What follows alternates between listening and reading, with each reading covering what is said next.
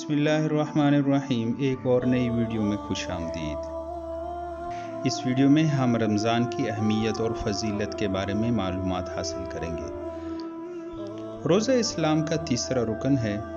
روزے کو عربی میں صوم یا صیام کہتے ہیں۔ صوم کے معنی رک جانے کے ہیں۔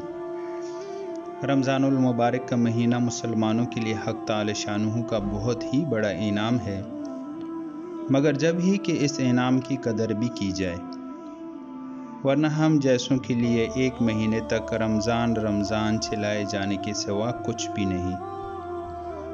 ایک حدیث میں ہے، اگر لوگوں کو یہ معلوم ہو جائے کہ رمضان کیا چیز ہے تو میری امت یہ تمنا کرے کہ سارا سال رمضان ہی ہو جائے۔ ایک حدیث میں ارشاد ہے کہ رمضان المبارک کے روزے اور ہر مہینے میں 3 روزے رکھنا دل کی کھوٹ اور وساوس کو دور کرتا ہے۔ آخر کوئی بات تو ہے کہ صحابہ کرام رضی اللہ عنہم اجمعین رمضان کے مہینے میں جہاد کے سفر میں باوجود نبی کریم صلی اللہ علیہ وآلہ وسلم کے بار بار افطار کی اجازت فرما دینے کے روزے کا اہتمام فرماتے، حتیٰ کہ حضور صلی اللہ علیہ وآلہ وسلم کو حکماً منع فرمانا پڑا۔ مسلم شریف کی ایک حدیث میں ہے کہ صحابہ کرام رضی اللہ عنہم اجمعین ایک غزوہ کے سفر میں ایک منزل پر اترے۔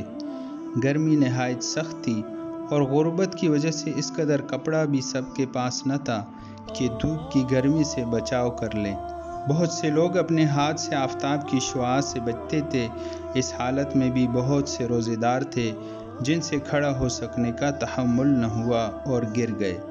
صحابہ کرام کی ایک جماعت گویا ہمیشہ تمام سال روزے دار ہی رہتی تھی۔ حدیث قدسی ہے، روزہ میرے لیے ہے اور میں ہی اس کا اجر ہوں۔ جس چیز کی نسبت اللہ پاک اپنی طرف کر دے تو اس سے جو تقدس، روحانیت اور عظمت وابستہ ہوتی ہے وہ عام چیزوں کی طرح نہیں ہوتی۔ جیسے کعبہ شریف کو دیکھیں۔ کعبہ شریف کی عمارت کو دیکھا جائے تو دوسری عمارتیں زیادہ خوبصورت اور شاندار نظر آتی ہیں، لیکن اللہ تعالیٰ نے اس کے لیے فرمایا کہ یہ میرا گھر ہے، بیت اللہ یعنی اللہ کا گھر۔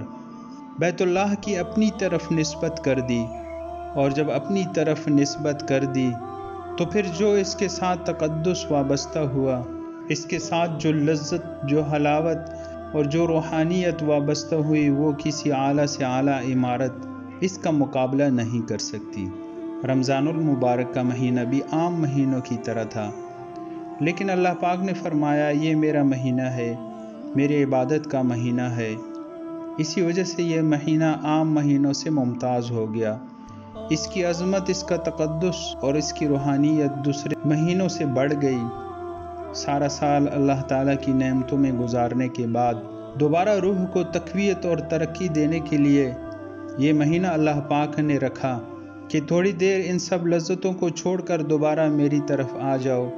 اس ماہ کے خاص اور اہم اعمال روزہ رکھنا، رات کو تراویح پڑھنا اور تلاوت قرآن پاک کی کثرت کرنا، رات کو تہجد پڑھنا، ذکر کا اہتمام کرنا، گناہوں اور لغویات سے بچنا ہے۔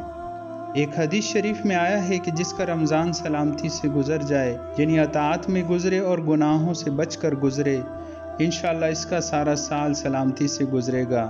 حضور صلی اللہ علیہ وآلہ وسلم نے فرمایا 3 آدمیوں کی دعا رد نہیں ہوتی، ایک عادل حکمران، دوسرا روزے دار، تیسرا مظلوم۔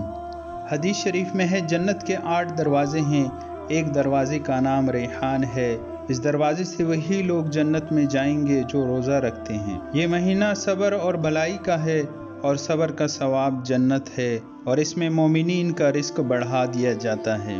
مسلم شریف میں ہے، حضرت ابو ہریرہ رضی اللہ عنہ سے روایت ہے کہ رسول اللہ صلی اللہ علیہ وآلہ وسلم نے ارشاد فرمایا، جو شخص ایمان کے ساتھ ثواب کی نیت سے روزہ رکھے تو اس کے اگلے گناہ بخش دیے جائیں گے۔ جو ایمان کے ساتھ ثواب کی نیت سے رمضان کی راتوں میں قیام یعنی نماز تراویح پڑھے گا تو اس کے اگلے گناہ بخش دیے جائیں گے، اور جو ایمان کے ساتھ ثواب کی نیت سے شب قدر میں قیام کرے گا اس کے اگلے گناہ بخش دیے جائیں گے۔